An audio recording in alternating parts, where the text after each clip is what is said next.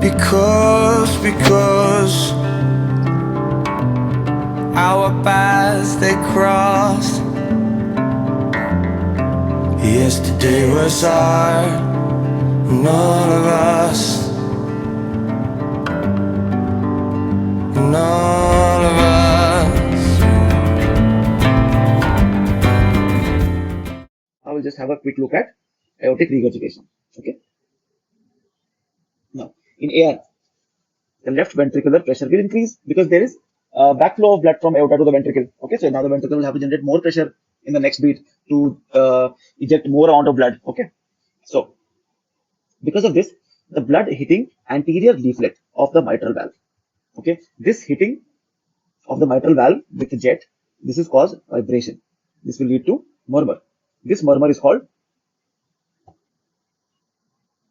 Austin field murmur. Okay, so always remember AFSR. Okay, ठीक है ना? Yes. Okay, in English we say officer, in Hindi we say officer. All right. So what does it mean? That in Austin Flint murmur you will see in severe aortic regurgitation. All right.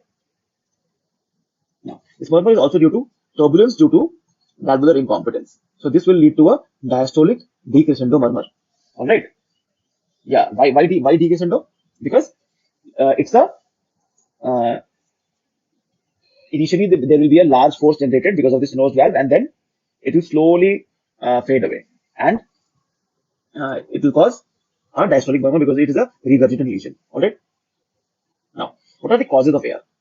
Okay. If the valve is bicuspid, so there will be defective coaptation. Coaptation means how the valve. Now this is,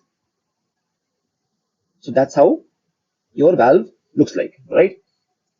So if the valve is bicuspid now, so this coaptation means approximation between the three cusps will be defective. Infective endocarditis, okay, when it leads to a ring abscess or perforation, okay, this will cause your regurgitant lesion. Rheumatic heart disease, okay, myxomatous degeneration of valve, syphilis, ankylosing spondylitis, aortic root dilatation, okay, this can be due to aortitis, that is inflammation of the aortic valve, and aortic dissection, okay, hypertension, cystic medial necrosis, okay, and Marfan syndrome. These are very, very important causes of aortic root dilation. Okay, once the root dilates, the valve will also stop approximating. Okay, will lead to regurgitation. Now, this is the pathophysiology. As I have told you, I'll just go through it once more. So, in acute presentation, okay, something like infective endocarditis, where the ring abscess is there and it just perforates abruptly. Okay, so what will happen? A gush of blood goes back. Okay, left atria goes into failure. It can't pump any more blood ahead. This will lead to congestion in lungs, causes acute AR. Okay, but if let's say there's a chronic presentation, all right, slowly but surely some blood is coming back. Okay, so there will be an eccentric hypertrophy. Okay, so the demand will increase, the oxygen consumption will increase, it will cause subendocardial ischemia, so causing angina. Okay, so and the heart will start operating according to the Frank-Starling law, because now that the blood is coming back, there will be more dilatation of the heart, of course, and then due to this, there will be increased force of contraction. Increased force of contraction. Okay, so there will be a fast rise pulse. Okay, this pulse is called Corrigan's pulse or water hammer pulse. Okay, now we'll just look at the clinical feature once very quickly. So as we discussed earlier, there will be angina, but it will be in later stages when we have developed hypertrophy. All right, this hypertrophy is of what kind? It is eccentric. The demand increases, consumption increases. There is a mismatch.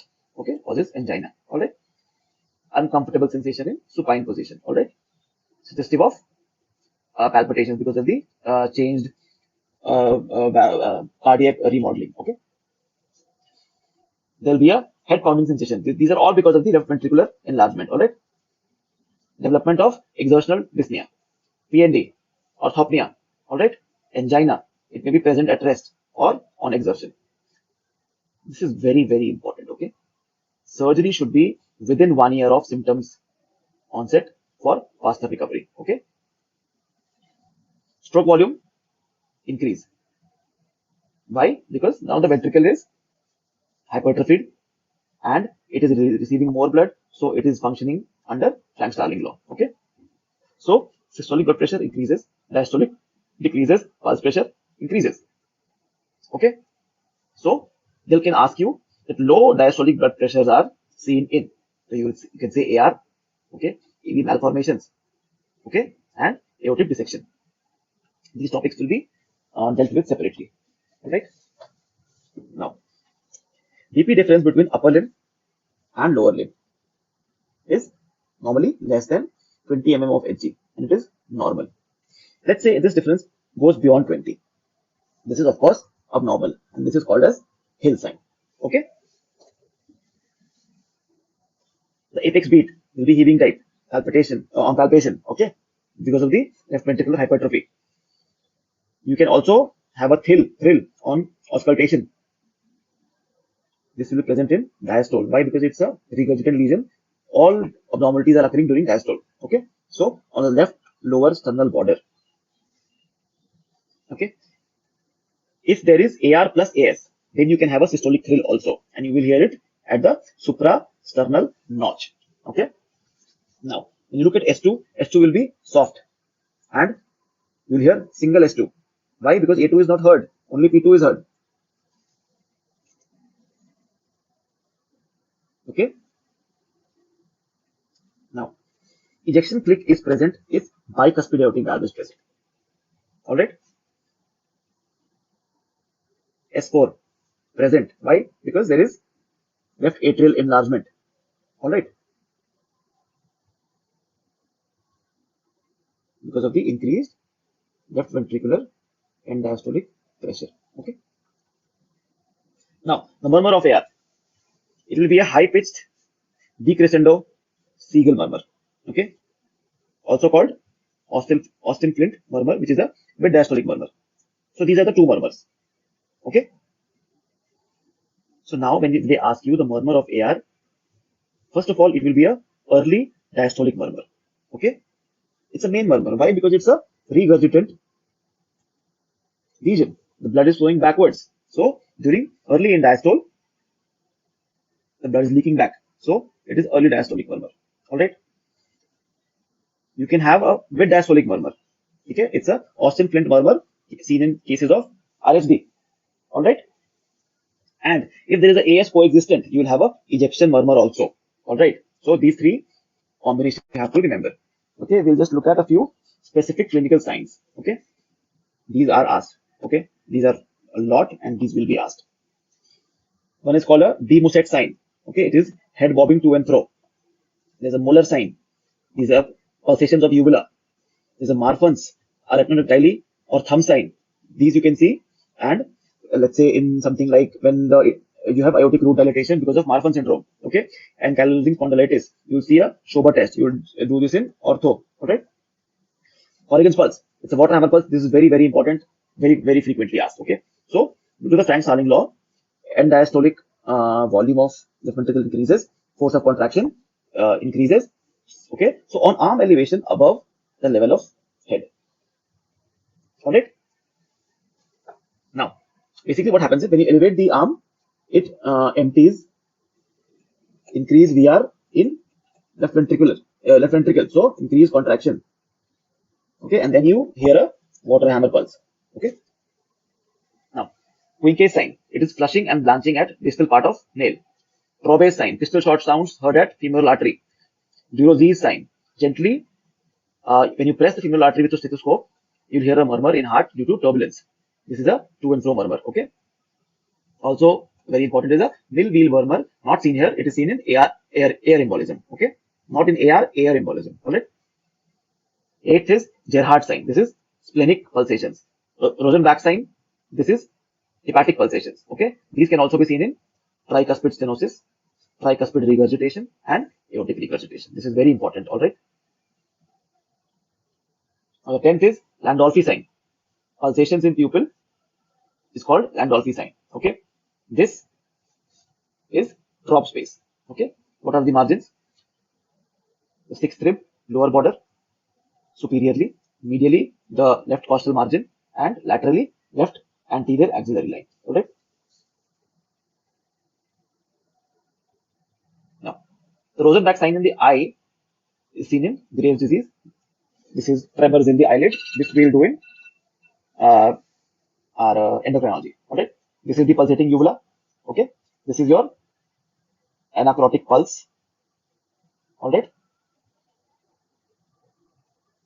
This is your water hammer pulse or Corrigan's pulse. This is your Quincke's sign. Alright. Yeah. So now we move on to the workup. Again, ECG, LVH, SV1, RV5 more than 35. Okay. The R wave in AVL will be more than 12. Age will be more than 35. There will be left ventricular strain pattern, that is T inversion in V5 and V6. Okay. When we do the echo, we'll see severe AR. Okay. And when do we say that? That's when the regurgitant volume is more than 60 ml per beat. Okay. Progressive AR, when left ventricular ejection fraction less than 50%. Okay. Left ventricular end systolic dimension is more than 50 mm. Okay. Left ventricular end diastolic dimension more than 65 mm. These are very important. Okay. You have to remember these. Chest X-ray. So left ventricular enlargement will cause the apex to go inferior laterally. Okay. Right ventricular enlargement, it causes the apex to go superiorly. Alright. Now, coronary angiography to know the status of the coronary arteries. Okay, because there can be a concomitant CAD also. Okay. Now, for the treatment, if it is acute AR, okay, so there is pulmonary congestion, pulmonary edema. So of course we'll give diuretics, we'll give nitroprusside to decrease the load on heart, causing venodilation. We'll do a surgical treatment within 24 hours. This is mandatory. Okay. For chronic AR, we'll give diuretics, we'll give ACE inhibitors, we'll give calcium channel blockers to keep the systolic blood pressure less than 140, because as increased stroke volume due to Frank-Starling law and the hypertrophy we discussed earlier. We give nitrates for the subendocardial ischemia causing angina. We give benzathine penicillin 2.4 million units IM per week into 3 weeks for syphilis if this aortic lesion is caused by syphilis. Okay, beta blockers and balloon pump. These are contraindicated. Okay, in acute AR. Why? Because already the ejection fraction is low. Okay, and then you give beta blocker, it will go further down. All right, and balloon pump, already there is a regurgitant lesion. Okay, here, and then you put a balloon here, it will make the regurgitation worse. So that's why the treatment of choice is aortic valve replacement. Okay, indications of aortic valve replacement are symptomatic severe AR, asymptomatic severe AR, symptomatic moderate AR. Okay, so severe AR, no matter what, you have to repair, symptomatic or not. Okay, moderate AR only if symptomatic, and surgery should be done within 1 year for best improvement. All right. Welcome back, guys. In today's talk, today we'll do some right-sided valve lesions. Okay, these are not very important, but what they do is they help you understand the fluid dynamics in the heart. So basically, what if you understand these, it also aids you to understand the more important topics like mitral stenosis and aortic stenosis and aortic regurgitation, which we have done earlier. Okay, so the first topic is tricuspid stenosis. So the tricuspid valve is between the right atrium and the right ventricle. Okay, so now the tricuspid stenosis always occurs alongside MS. Okay, so it's not a independent entity. All right, so whenever you have TS, you most probably would also have an MS. So while you are doing investigations, you should always look for an MS as well. The blood flow is reduced from right atrium to right ventricle. Okay, and also from left atrium to left ventricle because of the stenosed valve. This causes left atrial congestion, structural damage, and as we have discussed earlier, this will always lead to atrial fibrillation. Okay, so now this congestion is transmitted in form of pressure to the pulmonary veins and the lungs. This will cause a pulmonary arterial hypertension. This will lead to dyspnea on exertion and orthopnea. Okay, Because of this, you can have a later in the disease right ventricular hypertrophy, also right ventricular failure. But much like in MS, where the defect on the left side, but the hypertrophy is on the right side. Okay, so we did this in MS. Okay, that in MS the defect is here, and due to the back pressure changes, you will have the hypertrophy in the right ventricle. All right. So tricuspid stenosis is like a blessing. How? Because what happens is this tricuspid stenosis here. Okay, this will decrease this backward pressure changes, decrease the backward transmission of pressure changes to SVC and IVC, which is caused by the MS. Okay, all right. So because of the MS, you're having these changes right here. Okay, so there is a hypertrophy, something like this. All right. So these pressure changes will also be transmitted to the right atrium. All right. But the stenosed valve, it reduces the pressure transmission of right ventricle to the right atrium, and subsequently to the SVC and the IVC. All right. So now both the TS and the MS have a similar presentation of dyspnea and orthopnea. So what we do, we'll do a echo and we'll pick up MS, but we may miss the TS. All right, because we are not like, if we don't know that TS and MS occur together, so we may miss the TS because we are not looking for it. Okay, so consequently, what we do is we do the, like, let's say the MS is severe, so we treat the severe MS by PMV, that is percutaneous mitral valve balloon valvotomy. All right, so the clinical features of pulmonary congestion, they will disappear. Okay, so now what will happen is the symptoms of tricuspid will manifest. Okay, and the blood from the right atrium will go to the right ventricle, which this will subsequently reduce. All right, so there will be a lot of congestion in the right atrium. Okay, this will cause congestion in SVC and IVC, and this pressure transmitted downward to liver, and these patients will start developing hepatomegaly initially, and pedal edema, ascites, cardiac cirrhosis later, and Kaplan-Meier that are signs of right ventricular failure. Okay, so initially we only had signs and symptoms of MS, and there was an underlying TS also. But when we treat the MS, the symptoms of TS will start to manifest. Okay, so let's say that we start up with our investigations. Of course, ECG, okay, with a simultaneous echo, but echo may be normal also, all right, because this is a progressive disease. So stenosis initially may not be that severe. So what we'll get is a large P wave. Why? Because there is atrial enlargement.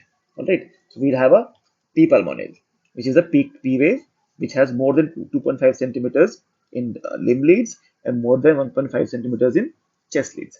This basically denotes your right axis deviation. All right, because with right-sided hypertrophy. Okay. So there's something called a pseudo P pulmonale. Okay, and just a lateral information. Always try to incorporate lateral information in any topic that you are reading. Basically helps you to remember things better. Okay, pseudo P pulmonale you will see in severe hypokalemia. Okay, just as a trick to remember things, you can remember that potassium lives under uh, the T wave. Okay, so if potassium increases, the T wave becomes tall. If potassium decreases, the T wave becomes depressed. Okay, and whatever happens to the T wave, the opposite will happen to the P wave. Okay, so let's say that the T wave is tall, so the P wave will get flattened. If the P wave is depressed, okay, like say in hypokalemia, so the P wave will increase. This we call pseudo P pulmonale, which is seen in severe hypokalemia, as I said before. Okay, just a trick to remember things. Okay, we do a chest X-ray. Okay, the segments corresponding to SVC and right atrium, they will be enlarged. Okay, basically the right sided border of the heart on the X-ray which is contributed by SVC, okay, right atrium, and IVC. You should remember these things, that on X-ray, right side of the heart bottle is formed by what structures. So they will be enlarged. Okay. Shadow of azygous vein will obviously be enlarged because there is venous congestion. All right. Now we do a echo. There will be a thickened valve. Of course, it's a stenosis. Severe, we say it's severe when it is less than 1 centimeter square of orifice. Okay. So now we have done these stenosis values in all three, MS, AS, and TS. Please remember, when do you call it severe, when do you call it critical, when do you call it very severe. All right.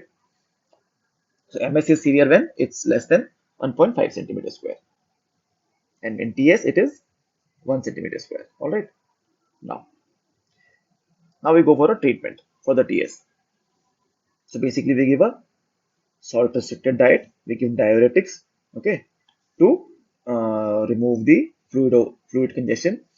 Okay, we repair the valve. This is obviously the main treatment. Prosthetic valve or metallic or a prosthetic valve. The disadvantage of metallic valve is lifelong anticoagulant therapy needed. So you decide your therapy based on the individual requirement of the patient. So now we move on to tricuspid regurgitation. All right. So now the causes of TR are, most common cause of tricuspid regurgitation is functional due to annulus dilatation or dilation. All right. So now the secondary causes. Secondary causes are severe pulmonary arterial hypertension.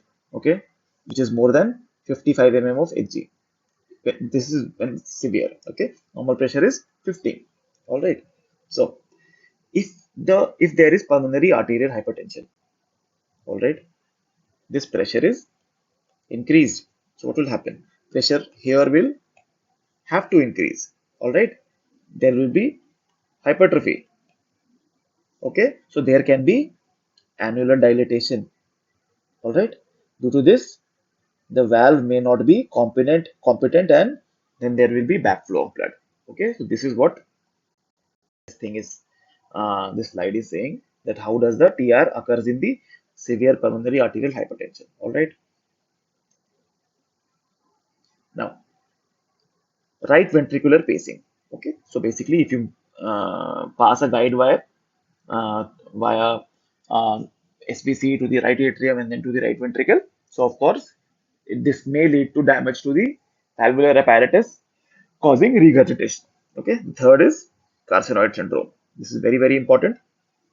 All right, tricuspid, the carcinoid syndrome. Uh, so basically, what happens is a lot of chemicals, chemical mediators in the body, are inactivated in lung. Okay, so now let's say there is a there is a carcinoid in your GIT. Okay, so from GIT, these chemicals will come to right atrium. From there, they'll go to right ventricle. From right ventricle, they go to lungs to get inactivated. All right. So what will happen is that the valve that are in the in in the pathway of these chemicals going to the lungs is your tricuspid valves and your pulmonary valves. All right. So since the tricuspid valve will get involved earlier, so you will get a insufficiency, and pulmonic valve will get involved later, so you'll get a stenosis. All right. So these two are the most common lesions, and this one is more common than pulmonary stenosis. Okay. So this is very, very important. All right. So two vascular lesions that are seen in carcinoid heart disease. Always remember this. Very, very important question. All right. Now, rheumatic heart disease. In this also you will see if there is valvular leaf damage, leaflet damage, you will see. If there is radiation exposure, okay.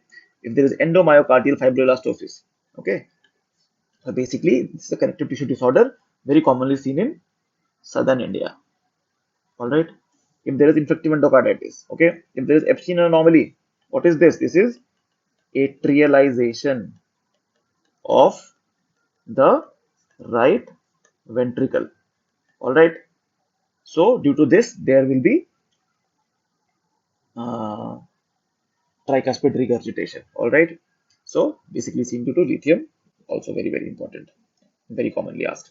So the symptoms, there will be low cardiac output, Okay, there will be effort intolerance. All right, there will be cervical pulsations. These all are transmitted pulsations. All right, from the hypertrophy.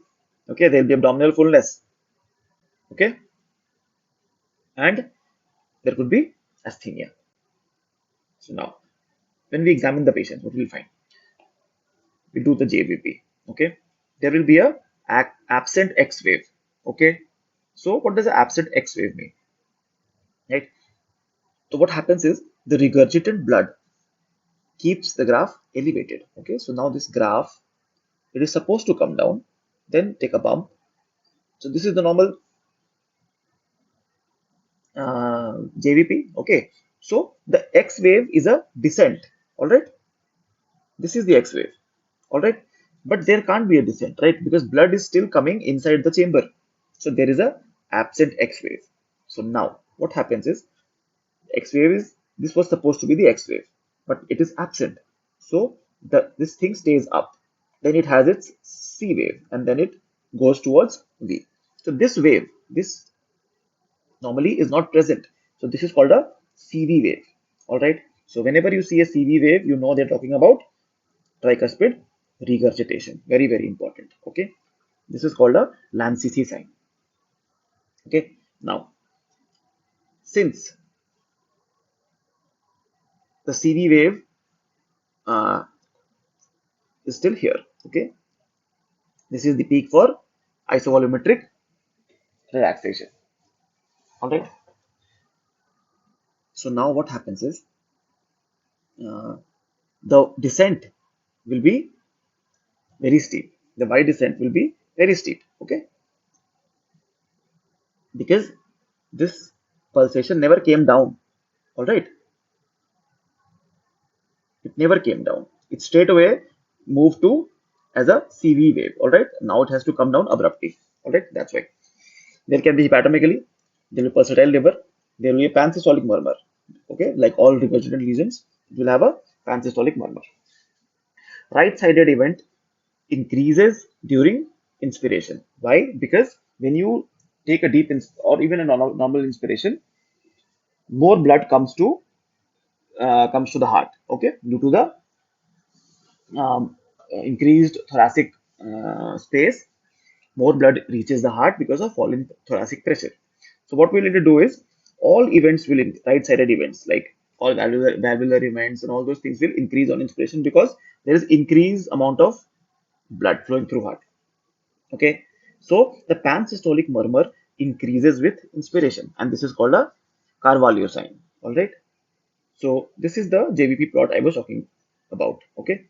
So this is the uh,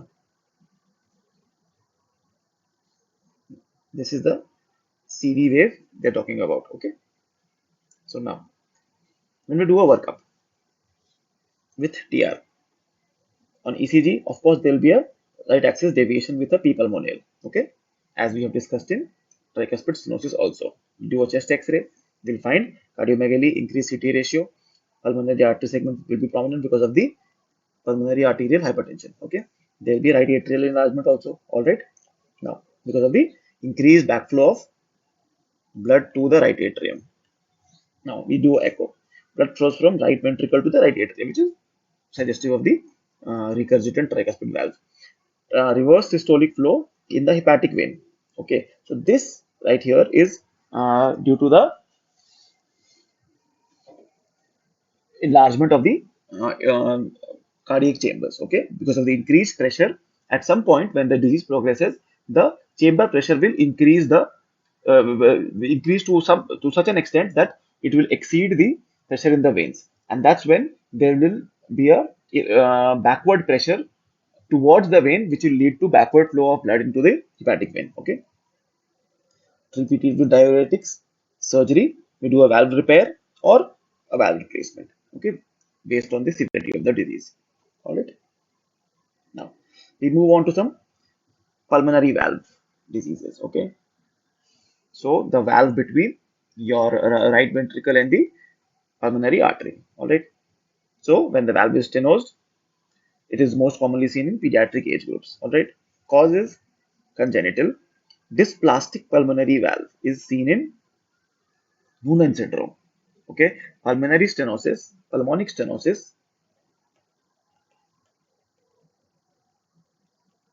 is seen in Noonan syndrome. Okay, Noonan syndrome, like Turner syndrome, except that in Noonan the chromosome affected is number 12. You can remember this by Noon is at 12. So Noonan is chromosome 12. Okay, and Turner is aneuploidy. Okay, with 45 extra. Okay, Turner syndrome, the most common heart lesion is bicuspid aortic valve. We have done this so many times now. Okay, second most common is coagulation of aorta. Okay, in carcinoid, we have done that there will be first tricuspid insufficiency and second could be pulmonic stenosis. Okay, and a very rare cause, like if they'll ask you which is the most rarely valve involved in rheumatic heart disease, you will say pulmonic valves. Okay, now this figure here shows the fluid dynamics of the stenotic pulmonic valve. Now, we say it's severe pulmonic stenosis when the pressure gradient is more than 50 mm of Hg. Okay, and based on this pressure gradient between the right ventricle and the pulmonary artery, we grade the severity of the lesion. Okay, now mild or moderate pulmonic stenosis is mostly asymptomatic.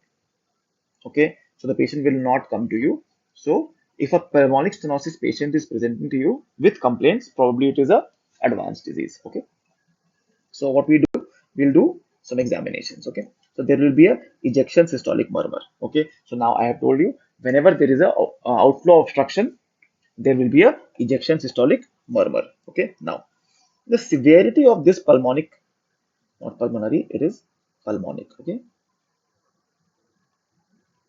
all right, the severity of this stenosis is inversely proportional to the S1 ejection click gap. Okay, we know that after S1 there is a ejection click. So when the ventricle is ready to discharge blood, first there will be a ejection click, and after that the blood starts to flow away from the ventricle, both left and right. Okay, so now we see there is a murmur which we discussed is a ejection systolic murmur. Okay, so now what happens is, because the disease generally presents in a severe state, so this click will be absent. Why is it this click is absent is, like, let's say this is S1, this is S2, and this is S1, and here is the click. So as the disease progresses, this click will start moving towards S1 and the length of the murmur will increase. So basically what they are trying to tell you is the length of the murmur is deciding the severity. So at some point this ejection click will become absent because it merges with the S1. Okay, ejection click is less prominent with inspiration in pulmonic stenosis. Okay, right? Why? Because during inspiration more blood comes into the heart. So functionally the valvular lesion becomes more severe because more blood has to pass. So that's stenosed valve. So basically the disease becomes severe, more severe in inspiration. So ejection click is becoming less prominent, suggesting the disease becoming more severe. All right. So this also you can remember, all right-sided events tend to increase with inspiration. Why? Because more blood is coming through heart, except the pulmonary ejection click, because the pulmonary ejection click is inversely proportional to the severity. So basically the severity is increasing for pulmonary diseases also, pulmonic diseases also, but it is inversely related to the distance between S1 and the ejection click. So it decreases. All right. So now when you look at S2, the aortic component will be obviously normal. P2 will be soft. Why? Because the valve is stenosed. Right. So, but let's say because of this, there is a pulmonary arterial hypertension. If it is present, then the P2 can be loud also. All right. S4 will be present. Why? Because S4 is a uh, if there is yeah. So S4 is present because Yeah, S4 is a atrial sound. All right. So there will be a back pressure changes leading to your atrial enlargement. So this we have discussed earlier also. So we do a workup of the patient. So we do a chest X-ray. We will find a upturned apex of the heart. Okay. So upturned is right ventricular enlargement, and downward and outward is your left ventricular enlargement. We do a ECG. We'll find a right axis deviation. We'll find P pulmonale. We have discussed all these things. Okay. In right-sided heart diseases, we do an echo, which is the investigation of choice. Okay. It tells the gradient first of all between the right ventricle and the pulmonary artery, which is more than 50, more than 55 in severe. Okay, right ventricular hypertrophy is eccentric, of course. So the treatment of choice is percutaneous pulmonary valvotomy. All right, we just take a quick look here. They are showing you the criteria for right atrial enlargement. Basically, this what they are showing you is a P pulmonale, but the same thing translates into V1 as a biphasic P wave. Okay, so please do these things in your ECG lecture. Okay, very well explained there. So now we come to pulmonary regurgitation. All right. Now the causes annular dilatation of pulmonic valve. Of course, okay. Common causes will always be very common among the various valvular lesions. Okay. So if there is a severe pulmonary artery hypertension, all right. So let's see. This is your heart chamber. This is your pulmonary artery. All right. Let's say there is a hypertension here. So what will happen is this ventricle will dilate. All right. Because of this, there will be annular dilatation leading to incompetence of the valve. Okay. This has been explained to you in multiple lesions. Okay, types of lesions. So very common. Like the hypertrophy or structural dilatation of the heart leads to annular dilatation. Okay. Post tetralogy of Fallot repair. Okay, if you're trying to repair the tetralogy of Fallot, which is subpulmonic stenosis. The main pathology in TOF is subpulmonic stenosis. If you're trying to correct the stenosis, you may cause some regurgitation, okay, or post-balloon valvotomy. All right, like you try to treat the pulmonic stenosis, and due to as a complication, you are having now regurgitation. Pathophysiology: right ventricular dilatation. Clinical feature: exercise intolerance, abdominal fullness, pedal edema. Okay, all right-sided symptoms. Okay, investigation of choice is cardiac MRI, and it is more commonly used than echocardiography. All right. Treatment is diuretics for the fluid overload, and for the valve you do a transcatheter pulmonic valve replacement. So this I think concludes all the valvular lesions, and this is I guess we'll stop here.